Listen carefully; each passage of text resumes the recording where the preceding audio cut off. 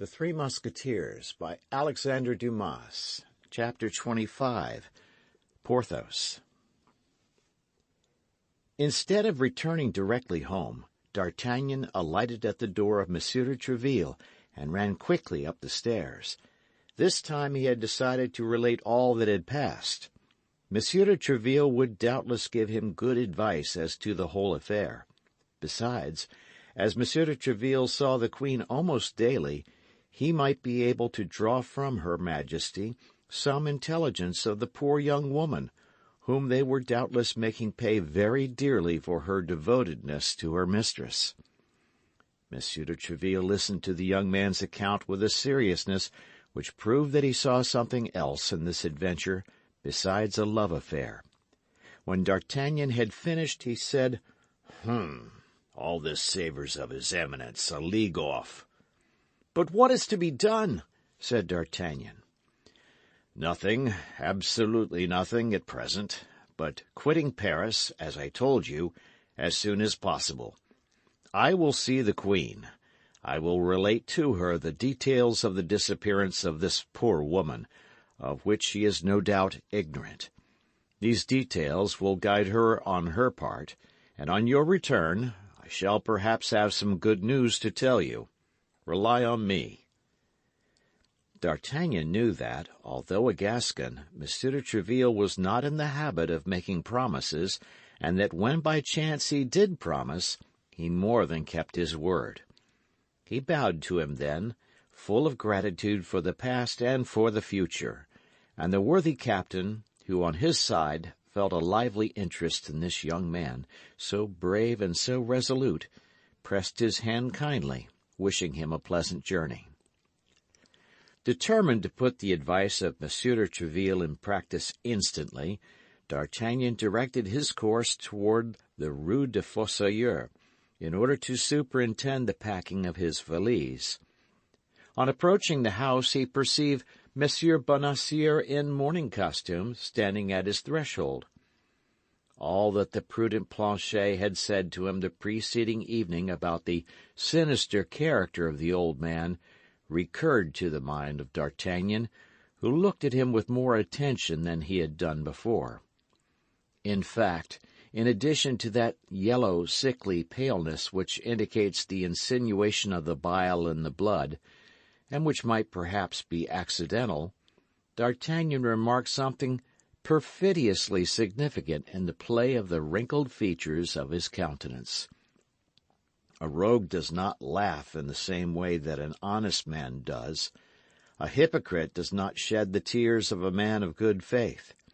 All falsehood is a mask, and however well made the mask may be, with a little attention we may always succeed in distinguishing it from the true face. It appeared then to D'Artagnan that Monsieur Bonacieux wore a mask, and likewise that mask was most disagreeable to look upon.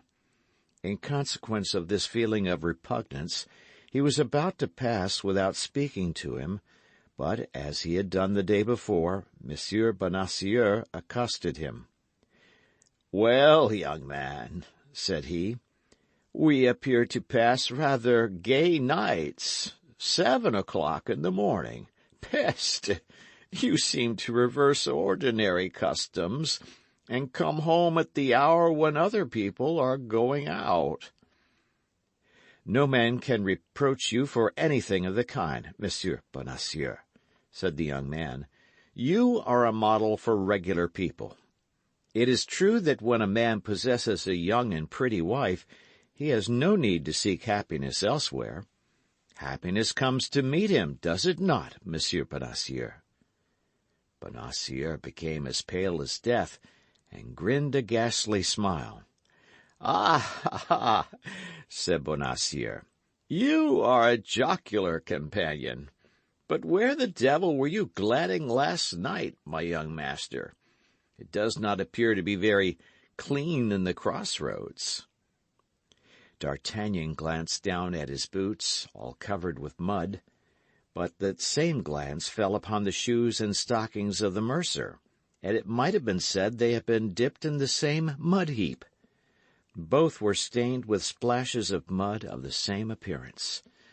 Then a sudden idea crossed the mind of D'Artagnan. That little stout man, short and elderly, that sort of lackey, dressed in dark clothes, treated without ceremony by the men wearing swords who composed the escort, was Bonacieux himself. The husband had presided at the abduction of his wife. A terrible inclination seized D'Artagnan to grasp the mercer by the throat and strangle him. But, as we have said, he was a very prudent youth, and he restrained himself. However, the revolution which appeared upon his countenance was so visible that Bonacieux was terrified at it, and he endeavoured to draw back a step or two. But as he was standing before the half of the door which was shut, the obstacle compelled him to keep his place. "Aha! But you are joking, my worthy man," said D'Artagnan. "It appears to me that if my boots need a sponge, your stockings and shoes stand in equal need of a brush. May you not have been philandering a little also, Monsieur Bonacieux?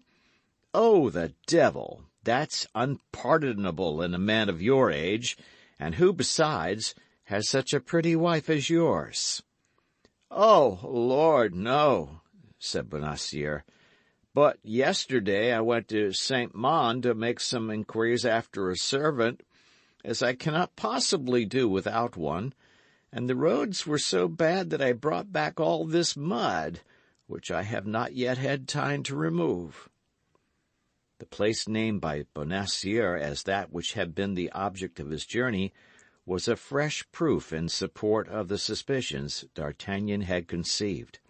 Bonacieux had named Mende because Mende was in exactly opposite direction from St. Cloud. This probability afforded him his first consolation. If Bonacieux knew where his wife was, one might, by extreme means, force the mercer to open his teeth and let his secret escape. The question, then, was how to change this probability into a certainty. "Pardon, my dear Monsieur Bonacieux, if I don't stand upon ceremony," said D'Artagnan, "but nothing makes one so thirsty as want of sleep. I am parched with thirst. Allow me to take a glass of water in your apartment. You know that is never refused among neighbours." Without waiting for the permission of his host, D'Artagnan went quickly into the house and cast a rapid glance at the bed. It had not been used. Bonacieux had not been abed. He had only been back an hour or two. He had accompanied his wife to the place of her confinement, or else at least to the first relay. "Thanks, Monsieur Bonacieux," said D'Artagnan, emptying his glass. "That is all I wanted of you. I will now go up into my apartment. I will make Planchet brush my boots, and when he is done, I will, if you like, send him to you to brush your shoes." He left the mercer quite astonished at his singular farewell, and asking himself if he had not been a little inconsiderate. At the top of the stairs he found Planchet in a great fright. "Ah, monsieur," cried Planchet, as soon as he perceived his master, "here is more trouble. I thought you would never come in." "What's the matter now, Planchet?" demanded D'Artagnan. "Oh, I give you 1,000 times to guess, monsieur, the visit I received in your absence." "When?" "About half an hour ago, while you were at Monsieur de Tréville's." "Who has been here? Come, speak." "Monsieur de Cavois." "Monsieur de Cavois?" "In person." "The captain of the Cardinal's guards?" "Himself." "Did he come to arrest me?" "I have no doubt that he did, monsieur, for all his wheedling manner." "Was he so sweet, then?" "Indeed, he was all honey, monsieur." "Indeed." "He came, he said, on the part of his Eminence, who wished you well, and to beg you to follow him to the Palais Royal." A place which was called the Palais Cardinal before Richelieu gave it to the king. What did you answer him?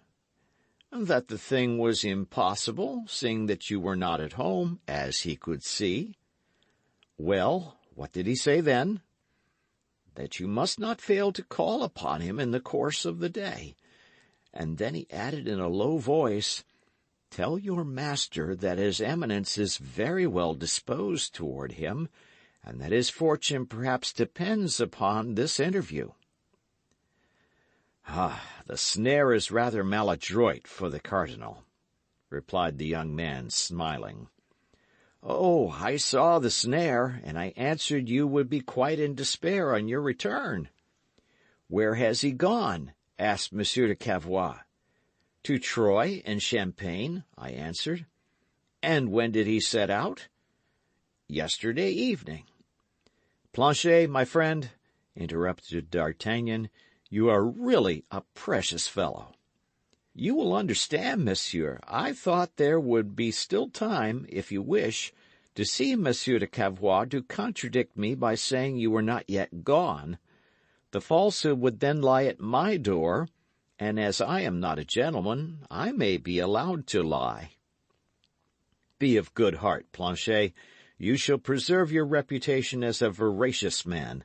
In a quarter of an hour we set off. That's the advice I was about to give monsieur. And where are we going, may I ask, without being too curious? Pardieu, in the opposite direction to that which you said I was gone. Besides, are you not as anxious to learn news of Grimaud, Mousqueton, and Bazin, as I am to know what has become of Athos, Porthos, and Aramis? Yes, monsieur, said Planchet, and I will go as soon as you please. Indeed, I think provincial air will suit us much better just now than the air of Paris. So then, pack up our luggage, Planchet, and let us be off. On my part, I will go out with my hands in my pockets, that nothing may be suspected. You may join me at the Hôtel des Gardes. By the way, Planchet, I think you were right with respect to our host, and that he is decidedly a frightfully low wretch. Ah, monsieur, you may take my word when I tell you anything. I am a physiognomist, I assure you. D'Artagnan went out first, as had been agreed upon. Then, in order that he might have nothing to reproach himself with, he directed his steps, for the last time, toward the residences of his three friends. No news had been received of them. Only a letter, all perfumed and of an elegant writing in small characters, had come for Aramis. D'Artagnan took charge of it. 10 minutes afterward, Planchet joined him at the stables of the Hôtel des Gardes. D'Artagnan, in order that there might be no time lost, had saddled his horse himself. "That's well," said he to Planchet, when the latter added the portmanteau to the equipment. "Now saddle the other 3 horses." "Do you think, then, monsieur, that we shall travel faster with 2 horses apiece?" said Planchet with his shrewd air. "No, monsieur jester," replied D'Artagnan, "but with our 4 horses we may bring back our 3 friends, if we should have the good fortune to find them living." "Which is a great chance," replied Planchet, "but we must not despair of the mercy of God." "Amen," said D'Artagnan, getting into his saddle. As they went from the Hôtel des Gardes, they separated, leaving the street at opposite ends, one having to quit Paris by the Barrière de la Valette, and the other by the Barrière Montmartre, to meet again beyond Saint-Denis. A strategic maneuver, which, having been executed with equal punctuality, was crowned with the most fortunate results. D'Artagnan and Planchet entered Pierrefitte together.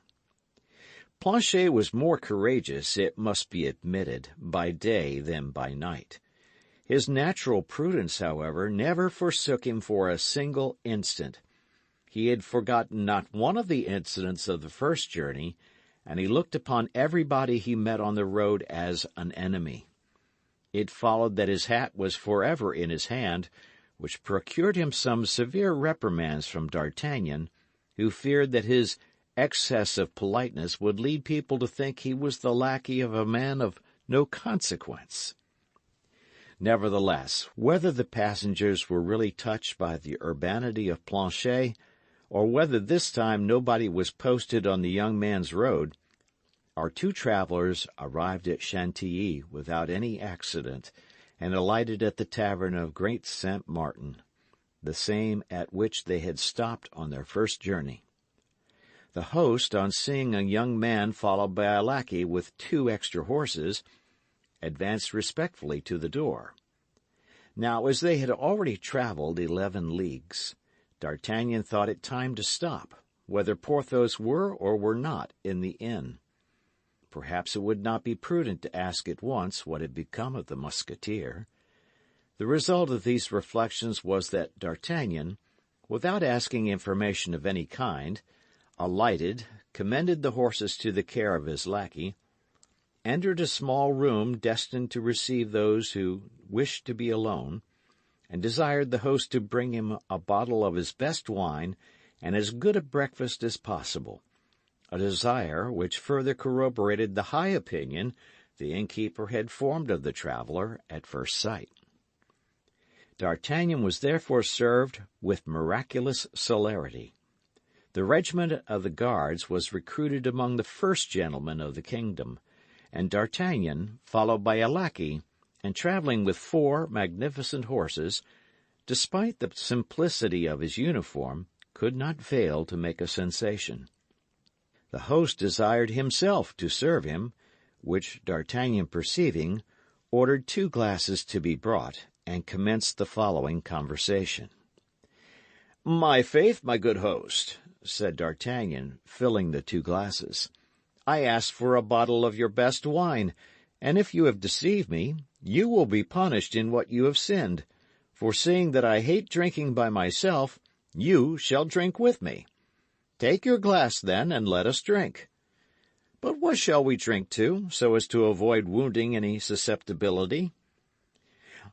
"Let us drink to the prosperity of your establishment." "Your lordship does me much honour," said the host, "and I thank you sincerely for your kind wish." "But don't mistake," said D'Artagnan.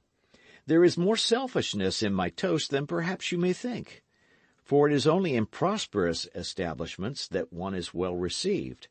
In hotels that do not flourish, everything is in confusion, and the traveller is a victim to the embarrassments of his host. Now, I travel a great deal, particularly on this road, and I wish to see all innkeepers making a fortune." "It seems to me," said the host, "that this is not the first time I have had the honour of seeing monsieur." "Bah!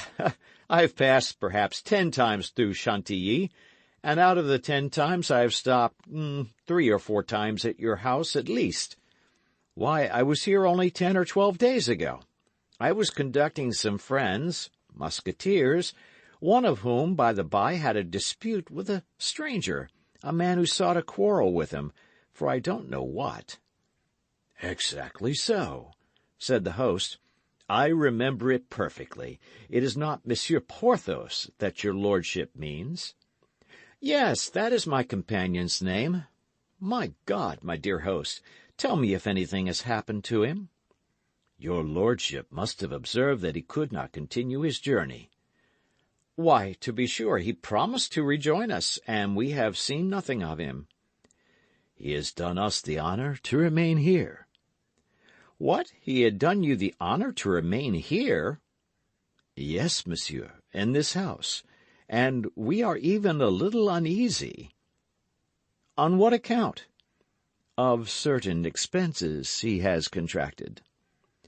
"Well, but whatever expenses he may have incurred, I am sure he is in a condition to pay them." "Ah, monsieur, you infuse genuine balm into my blood. We have made considerable advances, and this very morning the surgeon declared that if Monsieur Porthos did not pay him, he should look to me, as it was I who had sent for him." "Porthos is wounded, then?" "I cannot tell you, monsieur." "What! You cannot tell me? Surely you ought to be able to tell me better than any other person." Yes, but in our situation we must not say all we know, particularly as we have been warned that our ears should answer for our tongues. Well, can I see Porthos? Certainly, monsieur. Take the stairs on your right, go up the first flight, and knock at number 1. Only warn him that it is you. Why should I do that? Because, monsieur, some mischief might happen to you. Of what kind, in the name of wonder? Monsieur Porthos may imagine you belong to the house, and in a fit of passion might run his sword through you or blow out your brains. What have you done to him, then? We have asked him for money. The devil! I can understand that. It is a demand that Porthos takes very ill when he is not in funds, but I know he must be so at present. We thought so too, monsieur, as our house is carried on very regularly, and we make out our bills every week. At the end of 8 days we presented our account, but it appeared we had chosen an unlucky moment, for at the first word on the subject he sent us to all the devils. It is true he had been playing the day before. Playing the day before? And with whom? Lord, who can say, monsieur? With some gentleman who was travelling this way, to whom he proposed a game of lansquenet. That's it, then, and the foolish fellow lost all he had? Even to his horse, monsieur, for when the gentleman was about to set out, we perceived that his lackey was saddling Monsieur Porthos's horse as well as his master's. When we observed this to him, he told us all to trouble ourselves about our own business, as this horse belonged to him. We also informed Monsieur Porthos of what was going on, but he told us we were scoundrels to doubt a gentleman's words, and that as he had said the horse was his, it must be so. That's Porthos all over, murmured D'Artagnan. Then, continued the host, I replied that as from the moment we seemed not likely to come to a good understanding with respect to payment, I hoped that he would have at least the kindness to grant the favour of his custom to my brother host of the Golden Eagle. But Monsieur Porthos replied that, my house being the best, he should remain where he was. This reply was too flattering to allow me to insist on his departure. I confined myself then to begging him to give up his chamber, which is the handsomest in the hotel, and to be satisfied with a pretty little room on the 3rd floor. But to this Monsieur Porthos replied that as he had every moment expected his mistress, who was one of the greatest ladies in the court, I might easily comprehend that the chamber he did me the honour to occupy in my house was itself very mean for the visit of such a personage. Nevertheless, while acknowledging the truth of what he said, I thought proper to insist, but without even giving himself the trouble to enter into any discussion with me, he took one of his pistols, laid it on his table day and night, and said that at the first word that should be spoken to him about removing, either within the house or out of it, he would blow out the brains of the person who should be so imprudent as to meddle with a matter which only concerned himself. Since that time, monsieur, nobody entered his chamber but his servant. What? Mousqueton is here, then? Oh, yes, monsieur. 5 days after your departure, he came back, and in a very bad condition, too. It appears that he had met with disagreeableness likewise on his journey. Unfortunately, he is more nimble than his master, so that for the sake of his master he puts us all under his feet, and as he thinks we might refuse what he asks for, he takes all he wants without asking at all. The fact is, said D'Artagnan, I have always observed a great degree of intelligence and devotedness in Mousqueton. That is possible, monsieur, but suppose I should happen to be brought in contact, even 4 times a year, With such intelligence and devotedness, why, I should be a ruined man. No, for Porthos will pay you. Said the host in a doubtful tone. The favourite of a great lady will not be allowed to be inconvenienced for such a paltry sum as he owes you. If I durst say what I believe on that head. What you believe? I ought rather to say what I know. What you know. And even what I am sure of. And of what are you so sure? I would say that I know this great lady. You? Yes, I. And how do you know her? Oh, monsieur, if I could believe I might trust in your discretion. Speak.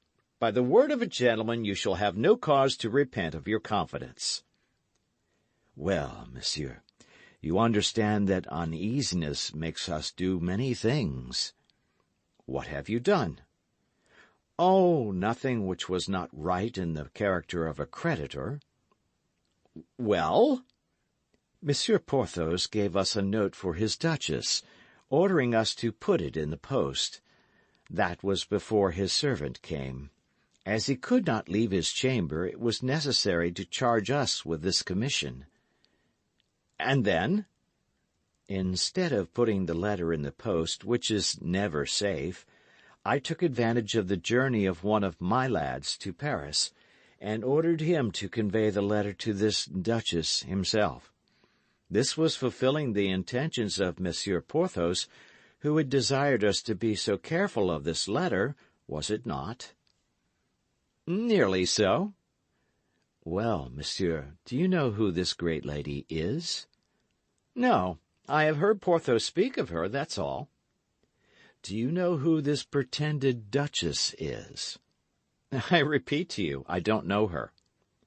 Why, she is the old wife of a procurator of the Châtelet, monsieur, named Madame Croquenard, who, although she is at least 50, still gives herself jealous airs.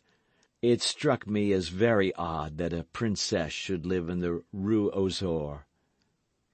But how do you know all this?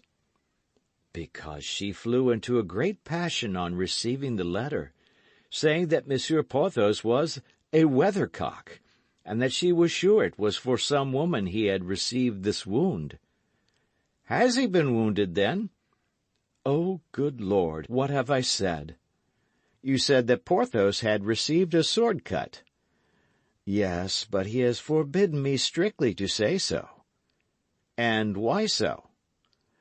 Zounds, monsieur, because he has boasted that he would perforate the stranger with whom you left him in dispute, whereas the stranger, on the contrary, in spite of all his rhodomontades, quickly threw him on his back.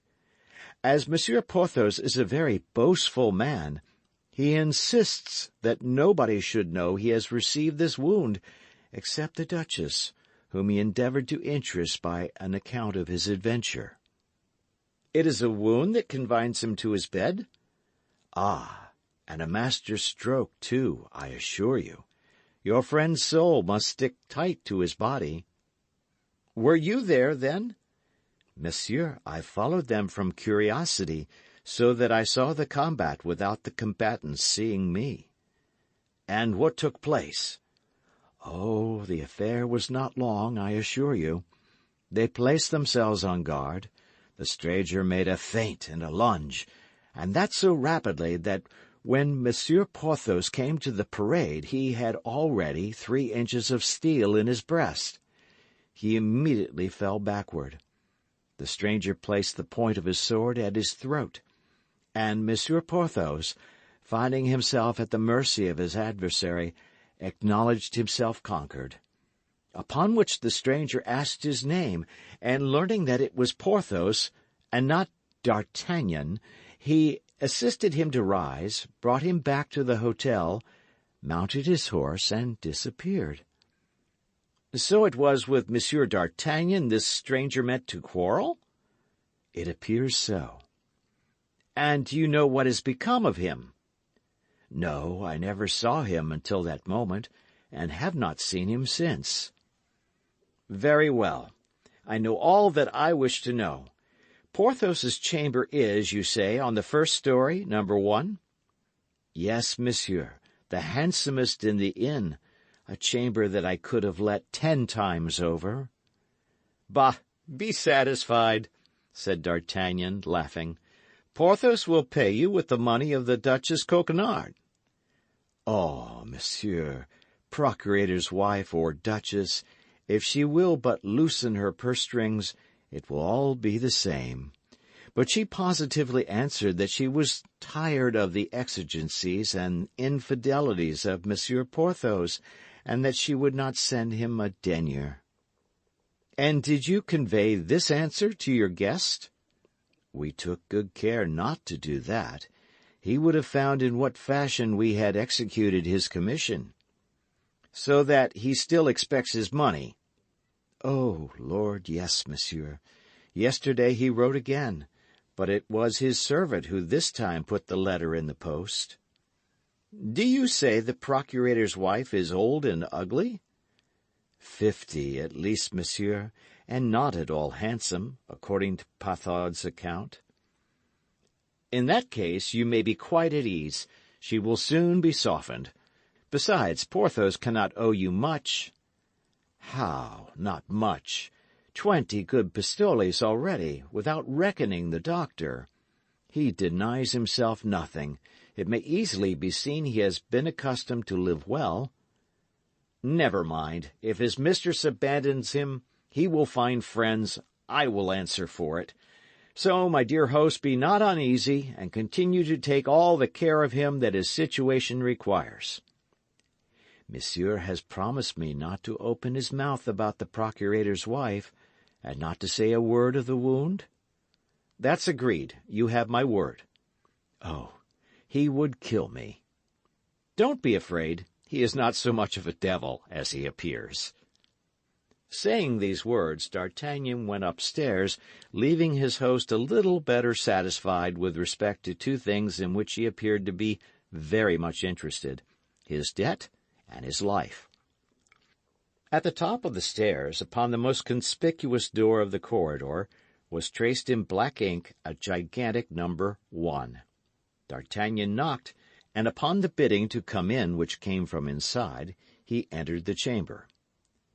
Porthos was in bed, and was playing a game of lansquenet with Mousqueton to keep his hand in, while a spit loaded with partridges was turning before the fire, on each side of a large chimney-piece, over 2 chafing dishes, were boiling 2 stew-pans, from which exhaled a double odor of rabbit and fish stews, rejoicing to the smell. In addition to this, he perceived that the top of a wardrobe and the marble of a commode were covered with empty bottles. At the sight of his friend, Porthos uttered a loud cry of joy, and Mousqueton, rising respectfully, yielded his place to him, and went to give an eye to the 2 stew-pans, of which he appeared to have the particular inspection. "Oh, pardieu, is that you?" said Porthos to D'Artagnan. "You are right welcome. Excuse my not coming to meet you, but," added he, looking at D'Artagnan with a certain degree of uneasiness, "you know what has happened to me?" "No." "Has the host told you nothing, then?" "I asked after you, and came up as soon as I could." Porthos seemed to breathe more freely. "And what has happened to you, my dear Porthos?" continued D'Artagnan. "Why, on making a thrust at my adversary, whom I had already hit 3 times, and whom I meant to finish with the 4th, I put my foot on a stone, slipped, and strained my knee." "Truly?" "Honour! Luckily for the rascal, for I should have left him dead on the spot, I assure you." "And what has become of him?" "Oh, I don't know. He had enough, and set off without waiting for the rest. But you, my dear D'Artagnan, what has happened to you?" "So that this strain of the knee," continued D'Artagnan, "my dear Porthos, keeps you in bed." "My God, that's all? I shall be about again in a few days." "Why did you not have yourself conveyed to Paris?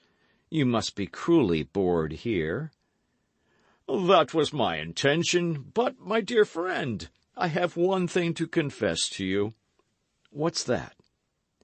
"It is that as I was cruelly bored, as you say, and as I had the 75 pistoles in my pocket, which you had distributed to me, in order to amuse myself, I invited a gentleman who was travelling this way to walk up, and proposed the cast of dice. He accepted my challenge, and, my faith, my 75 pistoles passed from my pocket to his, without reckoning my horse, which he won into the bargain. But you, my dear D'Artagnan—" "What can you expect, my dear Porthos? A man is not privileged in all ways," said D'Artagnan. "You know the proverb, 'Unlucky at play, lucky in love.' You are too fortunate in your love for play not to take its revenge. What consequence can the reverses of fortune be to you? Have you not, happy rogue that you are, have you not your Duchess, who cannot fail to come to your aid?" "Well, you see, my dear D'Artagnan, with what ill luck I play," replied Porthos, with the most careless air in the world. "I wrote to her to lend me 50 louis or so, of which I stood absolutely in need on account of my accident." "Well?" "Well, she must be at her country seat, for she has not answered me." "Truly?" "No. So I yesterday addressed another epistle to her, still more pressing than the first. But you are here, my dear fellow. Let us speak of you. I confess I began to be very uneasy on your account." "But your host behaves very well toward you, as it appears, my dear Porthos," said D'Artagnan, directing the sick man's attention to the full stewpans and the empty bottles. So, replied Porthos. "Only 3 or 4 days ago the impertinent jackanapes gave me his bill. I was forced to turn both him and his bill out of the door, so that I am here something in the fashion of a conqueror, holding my position, as it were, my conquest. So, you see, being in constant fear of being forced from that position, I am armed to the teeth." "And yet," said D'Artagnan, laughing, "it appears to me that from time to time you must make sorties." And he again pointed to the bottles and the stewpans.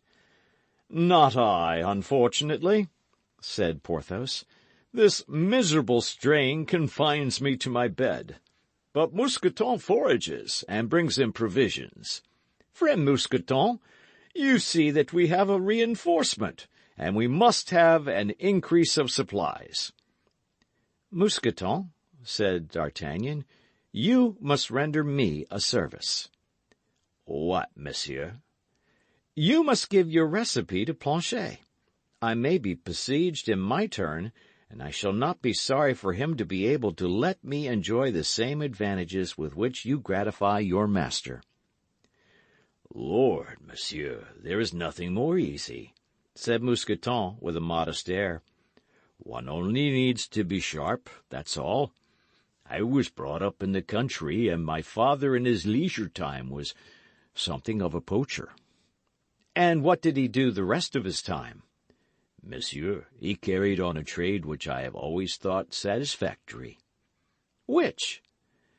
"As it was a time of war between the Catholics and the Huguenots, and as he saw the Catholics exterminate the Huguenots, and the Huguenots exterminate the Catholics, all in the name of religion, he adopted a mixed belief which permitted him to be sometimes Catholic, sometimes Huguenot.